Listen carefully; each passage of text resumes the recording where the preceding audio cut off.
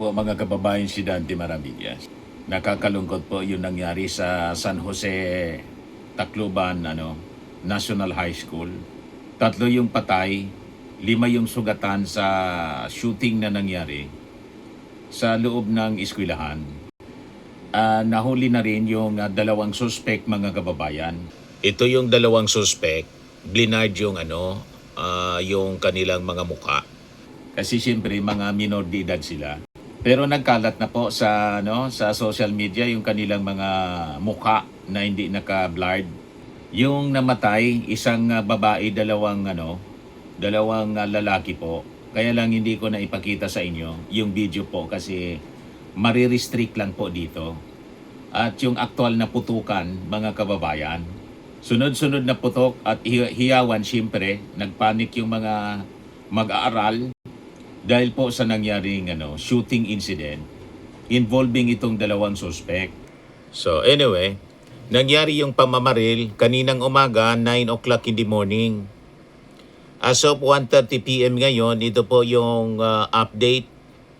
3 yung patay, 5 yung sugatan sa pamamaril sa San Jose National High School sa Tacloban City. 2 sa 3 patay, dead on the spot. Isa yung naitakbo pa sa ospital pero binawian din ng buhay.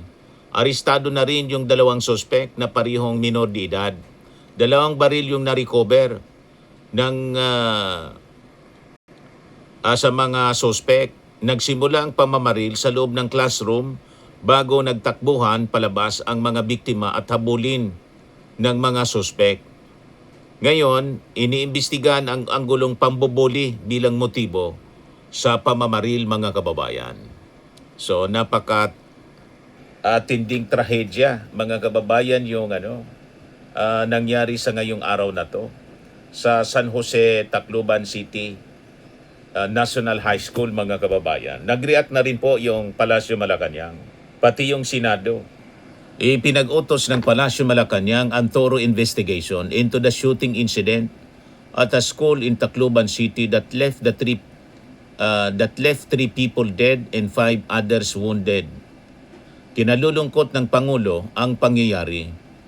Kahit sino pa man, lalo na ang mga magulang ng mga biktima, ay nakaramdam ng lungkot at takot, sabi po ni Palace Press Officer Claire Castro sa kanyang Viber message. Iniutos na ang malalimang pag-imbestiga rito at pinasisiguro ng proteksyon at kaligtasan sa lahat ng lugar, opisina at establishmento, lalong-lalo na sa mga paaralan. Yung ating Pangulo nasa Cebu ngayon, mga kababayan, patuloy na nagtatrabaho, nag-inspection sa mga infrastructure projects, mga kababayan. At ito yung nangyari kaninang umaga na shooting incident na nangyari po sa San Jose National High School. So nakakalungkot talaga po. Nagpaabot na rin po ng reaction si Senate President Win Gatchalian. Sabi niya, hindi katanggap-tanggap na umabot ang ganitong klaseng karahasan sa mga paaralan dapat na nagsisilbing ligtas na espasyo. I'm deeply alarmed and outraged. Kinundi na ni Senate President Win Gatchalian ang insidente ng pamamaril sa San Jose National High School sa Tacloban kung saan 3 ang patay ngayong Lunes, June 22. Sabi niya, lubhang nakakabahala ang magkakasunod-sunod na mga karasang ito sa loob ng mga paaralaan at nangangailangan ng agarang magkakaugnay na pagkilos. Saad ng Senador, I am calling on the Department of Education to provide immediate psychological support in intervention for affected learners, teachers, and school personnel and to further strengthen security measures across all campuses. Dagdag pa ng Senate President. Sunod-sunod kasi po yung nangyayari ngayon na karahasan sa eskwelahan. Parang ginagaya po yung mga violence na nangyayari sa Amerika. So dito na rin sa atin nangyayari, mga kababayan, ngayon. Ito po yung report ng ABS-CBN. DepEd PNP alarmed by school violence. June 16, General Trias, Cavite nangyari. 7 students injured in knife attack by schoolmate. Noong June 19 naman sa Cavite City, grade 11 student stabbed by schoolmate. Tapos ngayong June 22, o ngayong buwan lang, sunod-sunod mga kababayan. Sa Tacloban City, 3 yung patay. Ito yung pinakang matindi. 5 yung injured in alleged shooting by schoolmate. Ito nga po yung mga nahuli na mga minor de edad sa nangyari pong karahasan na nag-result po sa pagkamatay ng 3 katao. So ito mga kababayan, yung isa na babaeng tinatakbo sa hospital pero namatay pa rin po mga kababayan. Ito yung frontage ng eskwelahan. Takbuhan siyempre yung mga magulang para sa nagkakagulong mga anak nila sa loob. Ito yung footage mga kababayan ng kaguluhan sa loob ng classroom nang magkaroon ng shooting. Ito yung image, blinard mga kababayan ng kaguluhan sa loob kanina. Yan nagkakagulo sila sa loob ng eskwelahan, takbuhan sila mga kababayan. Blinard siya kasi marahas. Ito yung labas ng eskwelahan mga kababayan. San Jose High School. Siyempre yung mga yung mga magulang nagkakagulo sa labas. Siyempre sinusundo yung kanilang mga anak at inaalam kung ligtas yung kanilang mga kanya-kanyang mga anak. Ngayon, nagpaabot na rin po ng condemnation yung Department of Education. Ito yung official statement na pinalabas nila mga kababayan. So sabi dito, the Department of Education expresses its gravest concern over the tragic shooting incident at San Jose National High School in Tacloban City. The department considers this as a high alert situation. Our central office officials alongside regional and division office personnel are actively on the ground, coordinating closely with school authorities and law enforcement to secure the premises and ensure safety, security, and protection. To address the immediate emotional toll of this tragedy, the department is working hand in hand with the relevant government agencies to deploy critical medical assistance and appropriate psychosocial interventions for the affected learners and personnel. We strongly condemn this act of violence and extend our deepest condolences to the families of the victims, as well as our earnest prayers for the swift recovery of those who were injured. 5 po yung iba pang sugatan sa shooting incident na nangyari po. The central office is now mobilizing assistance to our affected learners. We strongly urge the public to respect the privacy and dignity of all children involved and to allow the proper authorities to conduct a thorough and impartial inquiry. The safety and well-being and mental health of our learners and personnel remain among the department's highest and most uncompromisable priorities. We remain committed to ensuring that our schools are secure, supportive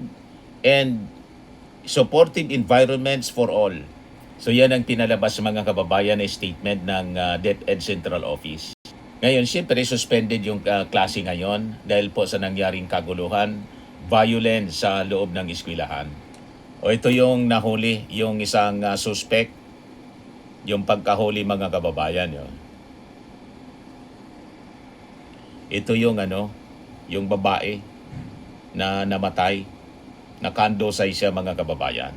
Hindi ko na iparinig sa inyo. Recorded ng mga mag-aaral yung nangyaring putukan. Kaya lang ayaw ko nang iparinig sa inyo kasi pag replay natin dito mga kababayan, ma-restrict lang yung ating video. Alam naman ninyo ang tunog ng sunod-sunod na putukan po. Talagang nakakapangilabot mga kababayan. At yung sigawan ng mga mag-aaral. Ngayon, sabi dito, possibly daw, biktima ng pambubuli yung mga suspect, sabi dito sa report ng Inquirer. So nasa custody na po, grade 9 students pala, yung mga suspects, mga kababayan, nasa police custody na sila ngayon. So sabi dito, we have yet to confirm it but they were reportedly bullied since grade 7 pa daw. So naipon yung galit, madaling sabi kung ito yung kwento.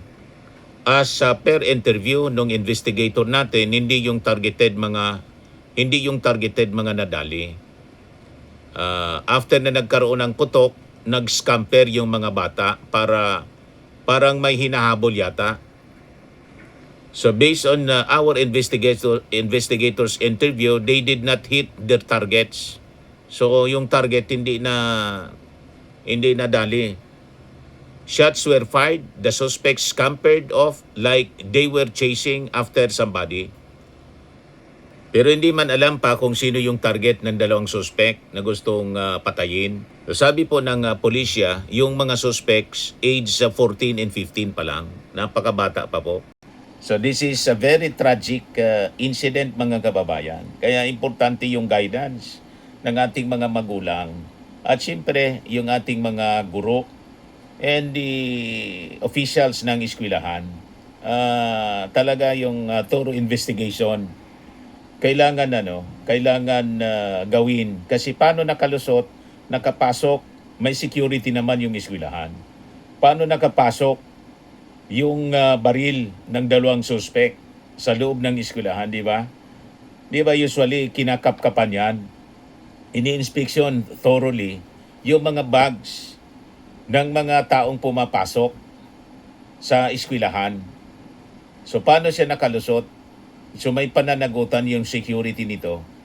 Paano nangyari na nagkahabulan ng baril, mga kababayan, sa loob mismo ng eskwelahan? Itong mga insidente ng bullying po, may batas na tayo sa bullying. Matagal na siya naipasa, 2013 pa. Republic Act 10627. Yan yung Anti-Bullying Act.